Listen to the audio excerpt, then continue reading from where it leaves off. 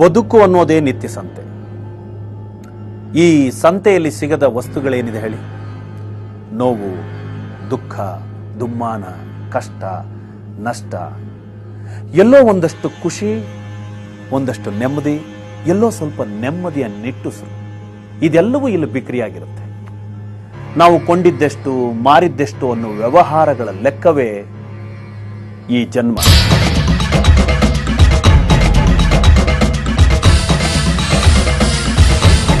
ಈ ಜನ್ಮಾಂತರದಲ್ಲಿ ಹಿಂದಿನ ಜನ್ಮದಲ್ಲಿ ಚುಕ್ತ ಆಗದ ಲೆಕ್ಕಗಳೇನಿವೆ ಅನ್ನೋದಕ್ಕೆ ಉತ್ತರ ಸಿಗುತ್ತೆ. ಪೂರ್ವ ಜನ್ಮದಲ್ಲಿ ಬಿಕರಿಯಾಗದೆ ಉಳಿದ ನೋವುಗಳೆಷ್ಟಿವೆ, ಅಲ್ಲಿ ಕೊಂಡುಕೊಂಡ ಮೂಟೆಯಲ್ಲಿ ಇನ್ನು ಎಷ್ಟು ಸೇರು ಖುಷಿ ಉಳಿದಿದೆ, ಅದು ಈ ಜನ್ಮಕ್ಕೆ ಸಾಕಾಗುತ್ತಾ? ಇಂಥ ಪ್ರಶ್ನೆಗಳಿಗೆ ಉತ್ತರಗಳ ಹುಡುಕಾಟವೇ ಜನ್ಮಾಂತರ.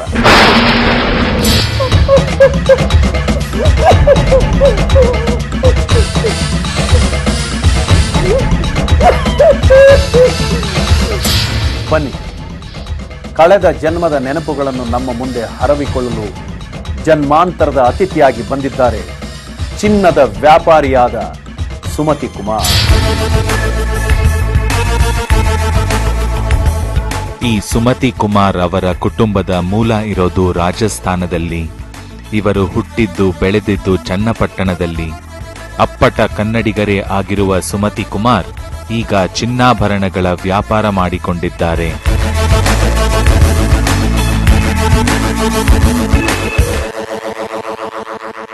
ಪುನರ್ಜನ್ಮ ಕೇಳಿದ್ದು, ಬಟ್ ಹೋಗಿರ್ಲಿಲ್ಲ, ಹೋಗಕ್ ಸಾಧ್ಯನೂ ಇಲ್ಲ, ಪುನರ್ಜನ್ಮ ಹೋಗಕ್ಕಾಗೋದಿಲ್ಲ ಅಂತ ನಾವು ತಿಳ್ಕೊಂಡಿದ್ದು. ಜೊತೆಯಲ್ಲಿ ಸ್ವಾಮೀಜಿಗಳ ಹತ್ರ ಹೋಗಿ ಫಸ್ಟು ನಮ್ಮ ಕಸ್ತೂರಿ ಚಾನಲ್ ಅವರು ಇಂಟರ್ವ್ಯೂ ಕರೆದಾಗ ಹೋಗಿ ಅಲ್ಲಿ ಹೋದಾಗ ನಮಗೆ ಕರ್ಕೊಂಡು ಹೋಗಿ ಅಲ್ಲಿ ಒಂದ್ಸಲಿ ಟ್ರಯಲ್ ಮಾಡಿಸಿದ್ರು. ಅವಾಗ ನಾನು ಪುನರ್ಜನ್ಮಕ್ಕೆ ಹೋಗಿದ್ದೆ. ತುಂಬಾ ಖುಷಿ ಆಯ್ತು ನನಗೆ ಹೋಗಿದ್ದು. ಇದು ಮನೋಯಾನ ಮುಗಿಸಿದ ನಂತರದ ಮಾತು. ಒಬ್ಬ ಯಶಸ್ವಿ ವ್ಯಾಪಾರಿಯಾದರೂ ಕೆಲಸಕ್ಕಿಂತ ಹೆಚ್ಚಾಗಿ ಸಮಾಜ ಸೇವೆಯಲ್ಲಿ ತೊಡಗಿಸಿಕೊಂಡಿರುವ ಸುಮತಿ ಕುಮಾರ್ ತಮ್ಮ ಪೂರ್ವ ಜನ್ಮದಲ್ಲಿ ಕಂಡಿದ್ದೇನು ನಾವು ತಿಳಿಯೋಣ ಬನ್ನಿ.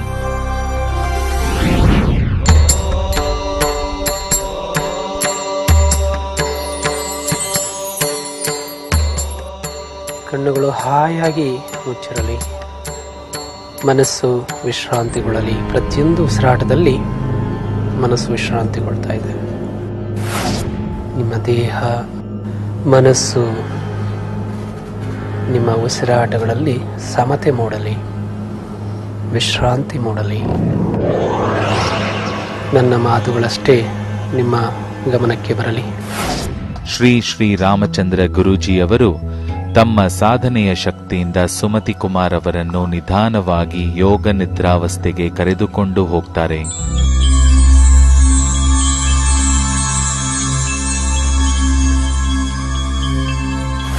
ಗುರೂಜಿಯವರು ಮೊದಲಿಗೆ ಸುಮತಿ ಕುಮಾರ್ ಅವರ ಸುಪ್ತ ಮನಸ್ಸಿನ ನೆನಪನ್ನು ಬಾಲ್ಯಕ್ಕೆ ಕರೆದುಕೊಂಡು ಹೋಗ್ತಾರೆ. ಆಗ ಸುಮತಿ ಕುಮಾರ್ ಮಕ್ಕಳ ಜೊತೆ ಆಟ ಆಡ್ತಾ ಇರ್ತಾರೆ. ನೀವು ಆಟ ಆಡ್ತಾ ಇದ್ರಿ, ಅಲ್ಲೇ ಆಟ ಆಡ್ತಾರಲ್ವ? ಹಾಗೆ ಕುಡಿನೀರು ಕಟ್ಟೆ ಕೆರೆಯಲ್ಲಿ ತುಂಬಾ ಆಟ ಆಡ್ತಾ ಇದ್ವು. ಅದರ ಪಕ್ಕದಲ್ಲಿ ಒಂದು ದೊಡ್ಡ ಗದ್ದೆ ಇದೆ. ಎಲ್ಲಿದೆ ಅದು? ಯಾವ ಊರಲ್ಲಿದೆ? ಚನ್ನಪಟ್ಟಣದಲ್ಲಿ. ಅದರ ಪಕ್ಕದಲ್ಲಿ ಒಂದು ದೊಡ್ಡ ಗದ್ದೆ ಇದೆ. ಆ ಗದ್ದೆಯಲ್ಲಿ ಜಾಸ್ತಿ ಆಟ ಆಡ್ತಿದ್ರು, ಕಳ್ಳ ಪೊಲೀಸ್ ಆಟ.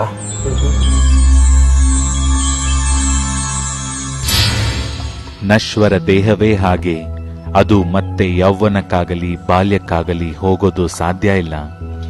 ಆದರೆ ಮನಸ್ಸು ಹಾಗಲ್ಲ, ಅದಕ್ಕೆ ವಯಸ್ಸಿನ ಹಂಗೇ ಇರೋದಿಲ್ಲ.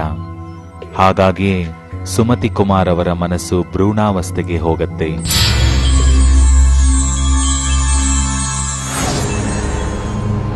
ನಿಧಾನಕ್ಕೆ ನಿಮ್ಮ ನೆನಪನ್ನ ತಾಯಿಯ ಹೊಟ್ಟೆಗೆ ತಗೊಂಡೋಗಿ.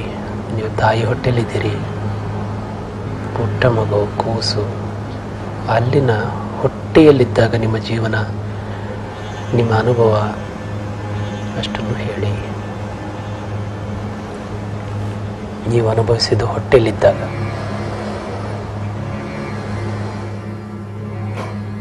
ತಾಯಿ ಹೊಟ್ಟೆಯಲ್ಲಿ ತುಂಬಾ ಚಿಕ್ಕದಾಗಿದೆ, ಒಂದು ಹೆಗಣದ ಮರಿ ತರ. ಗರ್ಭದಿಂದ ಈಚೆ ಬಂದಾಗ ಇನ್ನೇನು ಸತ್ತೋಯ್ತಾನೆ ಅಂತಿದ್ರು ಎಲ್ಲರೂ. ಅಷ್ಟು ಸಣ್ಣಕ್ಕಿದ್ರ? ಒಂದು ಹೆಗಣದ ಮರಿ ಅಷ್ಟೇ. ಗರ್ಭದಿಂದ ಈಚೆ ಬಂದಾಗ ಇನ್ನೇನು ಸತ್ತೋಯ್ತಾನೆ, ಇನ್ನೊಂದು 2 ದಿವಸ 3 ದಿವಸ ಆ ರೀತಿ ಹೇಳ್ತಿದ್ರು ಎಲ್ಲ.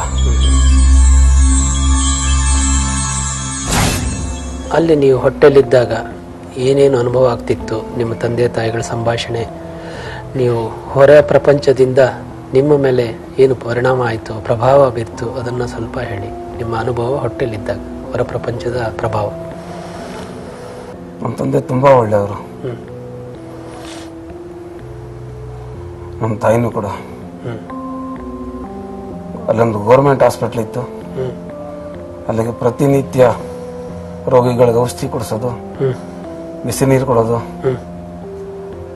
ಈ ಥರ ಸೇವೆ ಮಾಡಿಕೊಂಡು ಮನೆ ಕೆಲಸ ಎಲ್ಲ ಅವರೇ ಮಾಡ್ತಿದ್ರು ನಮ್ಮ ತಾಯಿನೇ.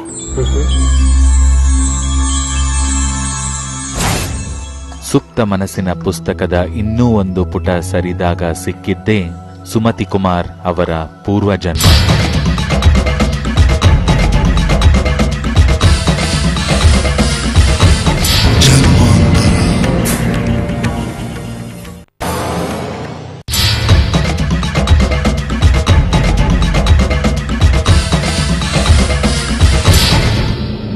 ಎಲ್ಲೋ ರಾಜಸ್ಥಾನ ಮೂಲದ ಸುಮತಿ ಕುಮಾರ್ ಅವರಿಗೆ ಕನ್ನಡ ನಾಡಿನಲ್ಲಿ ಬದುಕುವ ಋಣ ಬಂದಿದ್ದು ಹಿಂದಿನ ಜನ್ಮದಿಂದ. ಅಂಥ ಒಂದು ವಿಶೇಷ ಸಂಬಂಧ ಪೂರ್ವ ಜನ್ಮದಲ್ಲೇ ಇತ್ತು. ನೀವೆಲ್ಲಿದ್ದೀರಿ ಹಿಂದಿನ ಜನ್ಮದಲ್ಲಿ? ಅಲ್ಲಿಗೆ ಹೋಗ್ತಾ ಇದ್ದೀರಿ? ಚಿಕ್ಕ ಹಳ್ಳಿ, ಒಂದು 15, 20, 30 ಜೋಪಡಿಗಳು. ಯಾವ ಕಾಲದ್ದು ಅನಿಸ್ತಾ ಇದೆ? ಈಗ ನಾಗರಿಕತೆಯ ಕಾಲವೋ ಅಥವಾ ಬಹಳ ಹಿಂದಿನ ಕಾಲದ ಮನೆಗಳು ಅನಿಸ್ತಾ ಇದೆಯೋ? ಬಹಳ ಹಿಂದಿಂದ. ಮನೆಗಳು ಹೇಗೆ ಕಟ್ಟಿದ್ದಾರೆ? ಸಿಮೆಂಟು, ಇಟ್ಟಿಗೆ? ಇಲ್ಲ, ಹುಲ್ಲಲ್ಲಿ, ಗರೀಲಿ, ಚಿಕ್ಕ ಚಿಕ್ಕ ಮನೆ ಜೋಪಡಿಗಳು. ನಿಮ್ಮ ಮನೆ ಹೇಗಿದೆ? ಚಿಕ್ಕ ಮನೆ, ಅಡುಗೆ ಮಾಡೋಕೆ ಒಂದೇ ಒಂದು ಜಾಗ, ಚಿಕ್ಕದಾಗಿ 4 ಜನ ಮಲಿಕೊಳ್ಳುವಂಥ ಜಾಗ ಅಷ್ಟೇ. ಏನೇನು ಪಾತ್ರೆಗಳಿದೆ? ಹೇಗಿದೆ ಮನೆಯ ವಾತಾವರಣ, ಒಳಾಂಗಣ ಹೇಳಿ. ಕಟ್ಟಿಗೆದು ಒಂದು ಒಲೆ, ಮಡಕೆಗಳು ಬಿದ್ದಿದೆ, ಒಂದು ರೊಟ್ಟಿ ಹಂಚು ಬಿದ್ದಿದೆ. ಸುಮತಿ ಕುಮಾರ್ ಅವರಿಗೆ ತನ್ನ ಹಿಂದಿನ ಜನ್ಮದ ಕಾಲಘಟ್ಟ ಸರಿಯಾಗಿ ಗೊತ್ತಾಗೋದಿಲ್ಲ. ಆದರೆ ಅವರು ಹೇಳುವ ಮಾತಿನ ಅಂದಾಜಿನ ಪ್ರಕಾರ ಸುಮಾರು 200 ವರ್ಷಗಳ ಹಿಂದೆ ಉತ್ತರ ಕರ್ನಾಟಕದಲ್ಲಿ ಇವರು ಹುಟ್ಟಿರ್ತಾರೆ. ನೋಡಿ, ನಿಮ್ಮ ನಿವಾಸವಿದ್ದಂಥ ಆ ಹಳ್ಳಿಗೆ ನೀವು ಏನು ಹೆಸರಿಟ್ಕೊಂಡಿದ್ರಿ? ಜನ ಹೊರಹೊರಿನವರು ನಿಮ್ಮ ಹಳ್ಳಿನ ಯಾವ ಹೆಸರಿಂದ ಕರೀತಾ ಇದ್ರು? ಅದು ಜ್ಞಾಪನ ಇಲ್ಲ. ಓಕೆ. ಮನೇಲಿ ಎಷ್ಟು ಜನ ಇದ್ದೀರಿ ನೀವು? ಅಪ್ಪ, ಅಮ್ಮ, ನಾನು. ಕಡುಬಡವರು. ಅವತ್ತು ಸಂಪಾದನೆ ಮಾಡಿದ ಅಲ್ಲೇ ತಿನ್ಬೇಕು. ಬಟ್ಟೆ ಕೂಡ ಹಾಕೊಳ್ಳೋಕೆ ಸರಿ ಇರ್ತಾ ಇರಲಿಲ್ಲ. ಏನು ಉದ್ಯೋಗ ಮಾಡ್ತಿದ್ರು ಅಪ್ಪ ಅಮ್ಮ? ತೋಟದ ಕೆಲಸ. ಯಾರ್ದು? ನಿಮ್ದ? ಇಲ್ಲ, ಬೇರೆಯವ್ರದ್ದು. ಅಂದರೆ ಕೂಲಿಗೆ ಹೋಗೋದ? ಕೂಲಿಗೆ ಹೋಗೋದು. ನಿಮ್ಮದಂತ ಯಾವುದು ಭೂಮಿ ಇರಲಿಲ್ವಾ? ಇಲ್ಲ.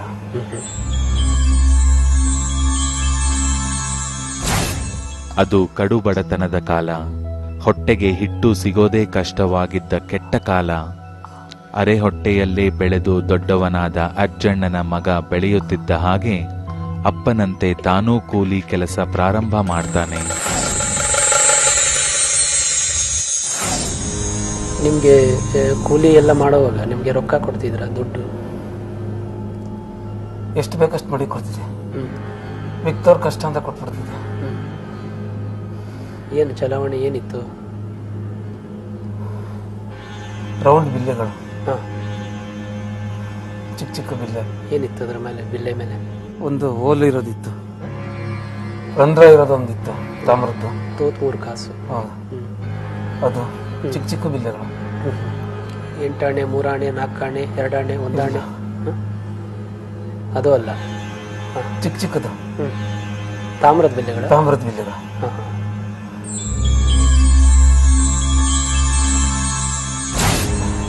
ಅಂದ್ರೆ ನಿಮ್ಮ ಊರಿಂದ ಈ ಪೇಟೆ ಗೀಟೆಗೆ ಹೋಗ್ಬೇಕಾದ್ರೆ ಏನು ವ್ಯವಸ್ಥೆ ಇತ್ತು? ನಡ್ಕೊಂಡು ಹೋಗ್ತಿದ್ರು. ಗಾಡಿ ಇತ್ತು, ಗಾಡಿ ಇರೋರು ಗಾಡೀಲಿ ಹೋಗ್ತಿದ್ರು. ಹಾಂ ಹಾಂ. ಎತ್ತಿನ ಗಾಡಿ. ಈ ಬೈಸ್ಕಲ್ಲು ಬೈಕು ಈ ಥರದ್ದು ಇಲ್ಲ ಇಲ್ಲ ಹಾಂ ಹಾಂ. ಅಂದರೆ ಈ ಜನ ಹೋಗ್ತಿದ್ರಲ್ಲ ಪೇಟೆಗೆ ಸಾಮಾನು ತರಕ್ಕೆ. ಹಳ್ಳಿಯಿಂದ ಈಚಿನ ಹೋಗಿಲ್ಲ. ಹಾಂ ಪೇಟೆ ಅನ್ನೋದು ಗೊತ್ತು. ಹಾಂ ಹಾಂ. ಪೇಟೆಗೆ ಹೋಗ್ತೀನಿ ನಿಂತಿದ್ರ ಜನ ಅಷ್ಟೇ. ಏನು ಭಾಷೆ ನೀವು ಮಾತಾಡ್ತಾ ಇದ್ದಿದ್ದು? ಕನ್ನಡನೇ. ಕನ್ನಡ ಮಾತಾಡ್ತಿದ್ರಿ? ಕನ್ನಡನೇ ಮಾತಾಡ್ತಾರೆ. ಹೌದು, ಹಿಂದಿನ ಜನ್ಮದಲ್ಲಿ ಕನ್ನಡಿಗರಾಗಿಯೇ ಹುಟ್ಟಿದ್ದ ಸುಮತಿ ಕುಮಾರ್ ಈ ಜನ್ಮದಲ್ಲೂ ಕರ್ನಾಟಕದಲ್ಲಿ ಬದುಕುವ ಹಾಗಾಗಿದ್ದು ಕಾಕತಾಳೀಯವೇ ಸರಿ.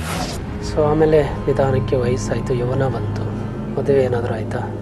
ಇಲ್ಲ, ಮದುವೆ ಇಲ್ಲ. ಮದುವೆ ಯಾಕೆ ಮಾಡ್ಕೊಳ್ಳಿಲ್ಲ? ನೀವು ಯಾರು ಇಷ್ಟಪಡಲಿಲ್ವಾ? ನೀವು ಯಾರನ್ನೂ ಇಷ್ಟಪಡಲಿಲ್ವಾ ಅಥವಾ ಮದುವೆ ಮಾಡಲಿಲ್ಲ ತಂದೆ ತಾಯಿ? ತಂದೆ ತಾಯಿ ಹೆಣ್ಣು ಕೇಳಕ್ಕೆ ಹೋಗಿದ್ರು. ಎಲ್ಲಿ? ಅದೇ ಊರಲ್ಲ, ಪಕ್ಕದಲ್ಲಿ? ಅದ ಪಕ್ಕದಳ್ಳಿಗೆ ಹೋಗಿದ್ರು. ಹಾಂ. ನೀವು ಊರು ಬಿಟ್ಟೆ ಹೊತ್ತು ಆಚೆ ಹೋಗಿರ್ಲಿಲ್ಲ? ಇಲ್ಲ, ನಿನ್ನ ಬದುಕಲ್ಲೇ ಊರು ಬಿಟ್ಟು ಆಚೆ ಹೋಗಿರ್ಲಿಲ್ಲ? ಈಚೆ ಹೋಗಿಲ್ಲ. ಹಾಂ ಹಾಂ.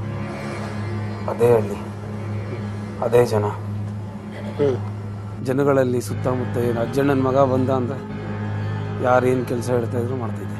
ಹಾಂ ಹಾಂ. ಅಂದರೆ ಊರಿಗೆಲ್ಲ ಯಾರು ಏನು ಕೆಲಸ ಹೇಳಿದ್ರು ಮಾಡೋದು? ಹಾಂ. ಯಾರ ಮನಸ್ಸು ಬೇಜಾರು ಮಾಡ್ತಾ ಇರಲಿಲ್ಲ. ಹಾಂ ಸರಿ.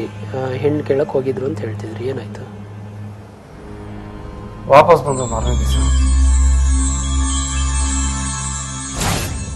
ಬಡತನ ಅನ್ನೋ ಗಾಯದ ಹಣೆ ಬರಹವೇ ಅಷ್ಟು. ಅದಕ್ಕೆ ಮತ್ತೆ ಮತ್ತೆ ಬರೆಗಳು ಬೀಳ್ತಾನೆ ಇರುತ್ತವೆ. ಅದೇ ರೀತಿ ಇವರು ಬಡವರು ಅನ್ನುವ ಕಾರಣಕ್ಕೆ ಹೆಣ್ಣು ಕೊಡೋದಕ್ಕೂ ಯಾರೂ ಮುಂದೆ ಬರೋದಿಲ್ಲ. ಹೆಣ್ಣು ಕೊಡಲ್ಲ ಅಂತ ನಿನಗೆ. ಹಾಂ ಹಾಂ. ಕಾರಣ? ತುಂಬ ಬಡವರು, ಹ್ಞೂ ಹೆಣ್ಣು ಕೊಡಲ್ಲ ಅಂದರು. ಹ್ಞೂ. ಅಪ್ಪ ಅಮ್ಮ ಕೇಳಿದ್ರೆ ಏನಪ್ಪ ಮದುವೆ ಆಯ್ತೀಯಾ ಅಂತ. ಹ್ಞೂ. ನಾನು ಹೇಳಿದ್ರೆ ನೀವು ಹೆಂಗೆ ಹೇಳ್ತೀರಾ ಹಂಗೆ. ಹ್ಞೂ. ಆಗು ಅಂದರೆ ಆಗ್ತೀವಿ, ಹೆಣ್ಣು ತೋರಿಸಿದ್ರೆ ಇಲ್ಲ ಅಂದ್ರೆ ಹಂಗೆ ಇದ್ಬಿಡ್ತೀವಿ. ಹ್ಞೂ. ಸುಮಾರಾಗ ನಮ್ಮ ತಂದೆಗೆ 60-65 ವರ್ಷ ಆಗಿತ್ತು. ಹ್ಞೂ. ಹಾಂ. ಜನ ಏನು ಹೆಸರು ಕರಿತಾ ಇದ್ರು? ಏನು ಹೆಸರಿಂದ ನಿಮ್ಮನ್ನು ಕರಿ? ಅಜ್ಜಣ್ಣನ ಅಂತ ಕೂಗ್ತಾ ಇದ್ವಿ ನಾವು. ಹಾಂ ಹಾಂ. ನಿಮ್ಮನ್ನು? ಅಜ್ಜಣ್ಣನ ಮಗ, ಹ್ಞೂ. ಮಗನೇ ಅಂತ ಊರು. ಹ್ಞೂ ಹ್ಞೂ. ಅಜ್ಜಣ್ಣನ ಮಗ ಬಂದ. ಹ್ಞೂ. ಹೆಸರೇನು ಅಂತ ಸಂಪೂರ್ಣ ಗೊತ್ತು. ಈ ಅಜ್ಜಣ್ಣನ ಮಗನಿಗೆ ಬದುಕಿರುವಷ್ಟು ದಿನ ಹೆಸರು ಮುಖ್ಯ ಆಗೋದೇ ಇಲ್ಲ. ಈತನಿಗೆ ಮುಖ್ಯ ಆಗಿದ್ದು ಊರು ಜನರ ಸೇವೆ. ಯಾರು ಏನು ಕೆಲಸ ಹೇಳಿದರೂ ಖುಷಿಯಿಂದ ಮಾಡುತ್ತಿದ್ದ. ಊರ ಜನಗಳ ಸೇವೆ ಮಾಡ್ತಾ ಮಾಡ್ತಾ ಊರಿನ ಮಗನೇ ಆಗಿದ್ದ ಅಜ್ಜಣ್ಣನ ಮಗನ ಮುಂದಿನ ಬದುಕು ಏನಾಯ್ತು?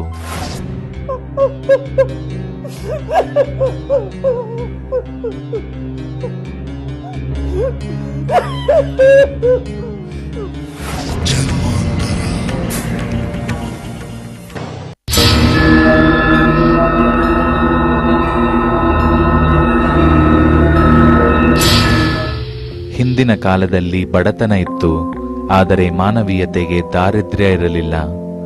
ಹೊತ್ತಿನ ಊಟಕ್ಕೂ ಕಷ್ಟ ಇದ್ದ ಕಾಲದಲ್ಲಿ ಹುಟ್ಟಿದ್ದ ಸುಮತಿ ಕುಮಾರ್ ಅವರಿಗೂ ಆ ಅನುಭವ ಆಗಿತ್ತು ನೋಡಿ.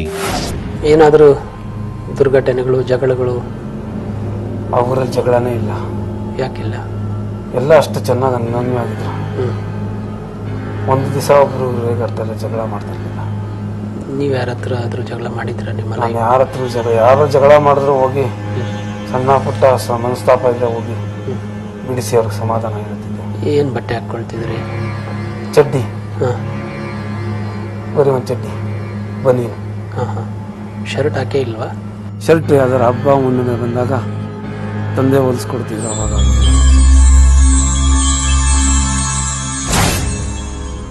ಏನಾಗ ರಾಜರ ಕಾಲ, ಮಹಾರಾಜರ ಕಾಲವಾ ಹೇಗೆ? ನೀವು ಚಿಕ್ಕಲ್ಲಿ ನಾವು ಈಚೆನ ಬರ್ತಾ ಇಲ್ಲ. ನೀನು ಹಳ್ಳಿಯಿಂದ ಆಚೆನೇ ಹೋಗಿಲ್ಲ? ಈಚೆನ ಹೋಗಿಲ್ಲ. ಅಲ್ಲಿ ಯಾವ ಕಾಲ ಅದು, ಎಲ್ಲಿ ಬದುಕಿದ್ವಿ ಏನು ಅದು ಗೊತ್ತಾಗ್ತದೆ? ಅನುಭವನೇ ಇಲ್ಲ ಅದು. ಹಾಂ ಹಾಂ. ನಿಮ್ಮ ಹಳ್ಳಿ ಅಷ್ಟೇ ನಿಮ್ಮ ಅನುಭವ. ಇವತ್ತು ಸುಮತಿ ಕುಮಾರ್ ಶ್ರೀಮಂತ ಚಿನ್ನದ ವ್ಯಾಪಾರಿ. ಆದರೆ ಹಿಂದಿನ ಜನ್ಮದಲ್ಲಿ ಮದುವೆ ಆಗೋದಕ್ಕೂ ಸಾಧ್ಯವಾಗದ ಬಡ ವ್ಯಕ್ತಿ. ಅಪ್ಪ ಅಮ್ಮನ ಜೊತೆಗಿದ್ದ ಇವರು ಊರ ಜನಗಳ ಸೇವೆ ಮಾಡಿಕೊಂಡು ಇರ್ತಾರೆ. ಕೊನೆಗೆ ತಂದೆ ತಾಯಿ ಇಬ್ಬರೂ ಇವರನ್ನು ಬಿಟ್ಟು ಹೋಗ್ತಾರೆ. ಸರಿ, ಏನಾಯ್ತು ಆಮೇಲೆ? ಹೇಗೆ ಬದುಕು ಮುಂದುವರಿಯಿತು? ಅಪ್ಪ ಅಮ್ಮ ತೀರೋದ್ರು. ಆಗ ನಿಮಗೆ ಅಪ್ಪ ಅಮ್ಮ ಒಟ್ಟಿಗೆ ತೀರೋದ್ರ? ಬೇರೆ ಬೇರೆ. ತಂದೆ ಹೇಗೆ ಸತ್ತರು? ಏನಾಗಿತ್ತು ಸಾಯಿಗೆ? ಏನಿಲ್ಲ, ಹಂಗೇನೆ. ಹಾಂ. ಎಷ್ಟು ವಯಸ್ಸಾಗಿತ್ತು? ಸುಮಾರು 65 ಮೇಲಾಗಿತ್ತು. ಊರಿನ ಜನಗಳ ಬಡತನ ಕಷ್ಟ ನೋಡಿ ಅಜ್ಜಣ್ಣನ ಮಗನಿಗೆ ವಿಪರೀತ ವೇದನೆ ಆಗ್ತಿತ್ತು. ಅವರ ಕಷ್ಟಗಳಿಗೆ ತನ್ನಿಂದ ಸ್ಪಂದಿಸಲು ಆಗ್ತಾ ಇಲ್ಲ ಅಂತ ನೋವಾಗ್ತಾ ಇತ್ತು. ತನ್ನಲ್ಲಿ ಒಂದಷ್ಟು ಹಣವಿದ್ದರೆ, ತಾನು ಸ್ಥಿತಿವಂತನಾಗಿದ್ದರೆ ಇನ್ನೂ ಹೆಚ್ಚಿನ ಸಹಾಯ ಮಾಡಬಹುದಿತ್ತು ಎನ್ನುವ ಕೊರಗು ಹಾಗೇ ಉಳಿದುಕೊಳ್ಳುತ್ತದೆ. ಹೀಗೆಯೇ ಸುಮಾರು 50 ವರ್ಷ ಕಳೆದು ಹೋಗುತ್ತದೆ. ಸ್ವಲ್ಪ ವಯಸ್ಸಾದ್ಮೇಲೆ, ಸುಮಾರು ಒಂದು 48 ವಯಸ್ಸಾದ್ಮೇಲೆ ಊಟ ತಿಂಡಿ ಮಾಡ್ತಾ ಇರಲಿಲ್ಲ. ಯಾಕೆ? ಅಕ್ಕಪಕ್ಕದ ಮನೆ ನಾನು ಮಾಡ್ಕೋತಾ ಇರಲಿಲ್ಲ. ಹಾಂ ಅಕ್ಕಪಕ್ಕದ ಮನೆ ಊರವರು ಹಾಂ ಯಾರು ತಂದ್ಕೊಡೋರು. ಸುಮಾರು ಒಂದು 52 ವಯಸ್ಸು. 52 ವಯಸ್ಸು. ರಾತ್ರಿ ಊಟ ಮಾಡಿ ಮಲಗಿದೆ, ವಾಪಸ್ ಬೆಳಿಗ್ಗೆ ಎದ್ದೇಳಿಲ್ಲ. ಯಾಕೆ? ಏನಾಯ್ತು? ಪ್ರಾಣ ಹೊರಟೋಗಿತ್ತು. ಊರಿನ ಜನ ಮನೆ ಮುಂದೆ ತುಂಬಾ ಗೋಳಾಡ್ತಾ ಇದ್ದಾರೆ. ಕೊನೆಗೂ ಪರೋಪಕಾರಿಯಾಗಿಯೇ ಜೀವನ ಕಳೆದ ಹಿಂದಿನ ಜನ್ಮದ ಅಜ್ಜಣ್ಣನ ಮಗ ತೀರ್ಕೊಳ್ತಾನೆ. ಊರಿನ ಪ್ರತಿ ಮನೆಗೂ ಮನೆಯವನ ಹಾಗಿದ್ದ ವ್ಯಕ್ತಿ ಇನ್ನಿಲ್ಲ ಅಂದಾಗ ಇಡೀ ಊರಿಗೂರೇ ಕಂಬನಿ ಮಿಡಿಯುತ್ತದೆ. ಯಾಕೆ ಗೋಳಾಡೋದು?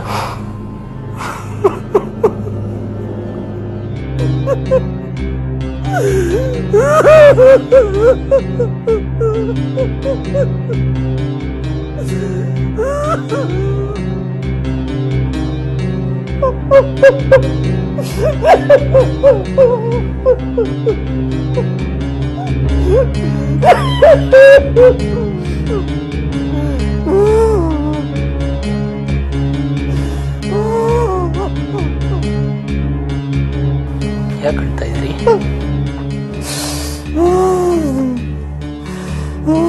ತೀರ್ಕೊಂಡ್ಬಿಟ್ಟಿದೆ. ಊರಿನ ಜನ ತುಂಬಾ ಇದು ಮಾಡಿದ್ರು. ಊರಿನ ಬಗ್ಗೆ, ಊರ ಜನ ನಿಮ್ಮನ ಬಗ್ಗೆ ಬಹಳ ಗೌರವ ಇಟ್ಕೊಂಡಿದ್ರು. ಹೌದು. ಅದನ್ನ ನೋಡಿ ದುಃಖ ಆಗ್ತಾರೆ ಅದ ನಿಮ್ಗೆ? ಹೇಗೆ? ಹೌದು. ಹಾಂ ಊರಿನ ಜನ ಎಲ್ಲ ತುಂಬಾ ಹತ್ರ. ಹಾಂ ಒಳ್ಳೆ ವ್ಯಕ್ತಿ ಹೊರಟದ. ಹ್ಞೂ ನಮಗೆಲ್ಲ ಎಷ್ಟು ಸಹಾಯ ಮಾಡಿದೆ, ಎಷ್ಟು ಕೆಲಸ ಮಾಡ್ತಿದ್ದೆ. ತುಂಬಾ ದುಃಖ ಮಾಡು. ಹಾಂ ಹಾಂ ಈ ಕೆಲಸ ಮಾಡ್ತಿದ್ದಕ್ಕಾಗಿ ನೀವು ಊರಿನವ್ರಿಗೆ ಒಳ್ಳೆ ವ್ಯಕ್ತಿ ಹೋದ. ಹ್ಞೂ ನಿಜಕ್ಕೂ ಬದುಕಿನ ಮೌಲ್ಯ ಏನು ಅಂತ ಅವರಿಗೆ ಅರ್ಥ ಆಗಿದ್ದೇ ಆಗ.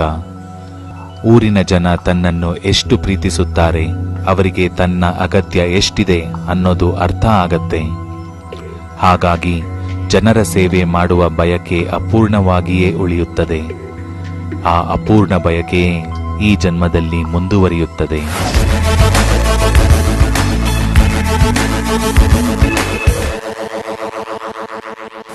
ನೀವು ಎಚ್ಚರಗೊಂಡಾಗ ಮನಸ್ಸು ಇನ್ನಷ್ಟು ಪರಿಶುದ್ಧಗೊಂಡು ಒಳ್ಳೆಯ ಸಮಾಜ ಸೇವೆಗೆ ಪ್ರೇರಣೆಗಳು ಇನ್ನೂ ಜಾಸ್ತಿಯಾಗಿ ನಿಮ್ಮ ಹೆಸರು ಚಿರಸ್ಥಾಯಿಯಾಗಿ ಉಳಿಯಲಿ.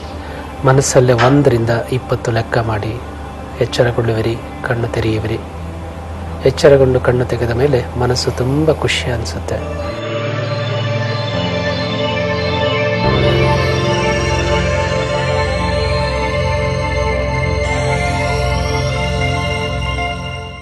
ಮನ ಏವ ಮನುಷ್ಯಾಣ ಕಾರಣಂ ಬಂಧ ಮೋಕ್ಷಯುವ. ಎಂಥ ಶ್ಲೋಕ! ನಮ್ಮ ಮನಸ್ಸು ಜನ್ಮದ ಹಾಗೂ ಪುನರ್ಜನ್ಮದ ಕಾರಣವಾಗುತ್ತದೆ.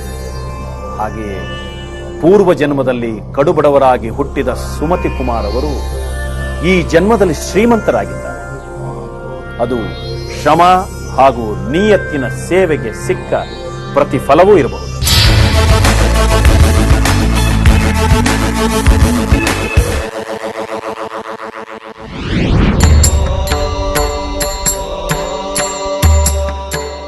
ಈಗ ಸಾಕಷ್ಟು ಸ್ಥಿತಿವಂತನಾಗಿರ್ತಕ್ಕಂಥ ಆತ ಎಲ್ಲರಿಗೂ ಒಂದು ಸ್ಥಿತಿಯನ್ನು ಮೀರಿ, ತನ್ನ ಲಿಮಿಟೇಷನ್ಸನ್ನು ಮೀರಿ ಒಂದು ದಾನಿಯಾಗಿ ಸಮಾಜ ಸೇವೆ ಮಾಡ್ತಿರ್ತಕ್ಕಂಥದ್ದು, ಬಡವರಿಗೆ ಸಹಾಯ ಮಾಡ್ತಿರ್ತಕ್ಕಂಥದ್ದು, ರಕ್ತದಾನ ಶಿಬಿರಗಳು ಮಾಡ್ತಾ ಇರ್ತಕ್ಕಂಥದ್ದು, ಅನಾಥ ಶವಗಳಿಗೆ ಸಂಸ್ಕಾರ ಮಾಡ್ತಿರ್ತಕ್ಕಂಥ ಈ ಪುಣ್ಯ ಕಾರ್ಯಗಳಲ್ಲಿ ಏನು ತನ್ನನ್ನು ತೊಡಗಿಸ್ಕೊಂಡಿದ್ದಾನೆ, ಇದು ನಿಜಕ್ಕೂ ಹಿಂದಿನ ಜನ್ಮದ ಒಂದು ಅದ್ಭುತ ಅನುಭವಗಳಲ್ಲಿ ಒಂದು ಕೊಡುಗೆ ಅಂತ ಹೇಳ್ಬೋದು. ವೀಕ್ಷಕರೇ, ಜನ್ಮಾಂತರ ನಿಮಗೊಂದು ವಿಶೇಷವಾದ ಅನುಭವ ನೀಡ್ತಾ ಇದೆ. ಇದು ಕೇವಲ ಕುತೂಹಲಕ್ಕಲ್ಲ, ಮನೋರಂಜನೆಯಲ್ಲ, ನಮ್ಮ ಬದುಕಿಗೆ ಅನಿವಾರ್ಯವಾದ ನೂರಾರು ವರ್ಷಗಳಿಂದ ನಾವು ಮರೆತ ನಮ್ಮದೇ ಸಂಸ್ಕೃತಿಯನ್ನ ಮತ್ತೊಮ್ಮೆ ನೆನಪಿಸಿಕೊಳ್ಳುವ ಕಾರ್ಯಕ್ರಮ. ರೌಡಿಗಳೆಲ್ಲ ಮರ್ದನ ಮಾಡಿದ್ದೀನಿ ನಾನು. ಅವರು ಬೆಂಗಳೂರಿನ ರೌಡಿಗಳಿಗೆ ನಡುಕ ಹುಟ್ಟಿಸಿದ ದಕ್ಷ ಪೊಲೀಸ್ ಅಧಿಕಾರಿ. 20 crores for the release of Dr. Rajkumar from Veerappan. Encounter ಮಾಡುವ ಅವರ ಕಿಚ್ಚಿನಲ್ಲಿ ಬಂದ ದೇಶ ಪ್ರೇಮದ ಹಿನ್ನೆಲೆ ಏನು? ಸಂಗ್ರಾಮ್ ಸಿಂಗ್ ಅವರ ಹಿಂದಿನ ಜನ್ಮದ ಅಪರೂಪದ ಬದುಕು. ನಾಳೆ ಮತ್ತೊಂದು ವಿಭಿನ್ನ ಅನುಭವ ನಿಮ್ಮದಾಗಿ. ತಪ್ಪದೆ ನೋಡಿ ಜನ್ಮಾಂತರ.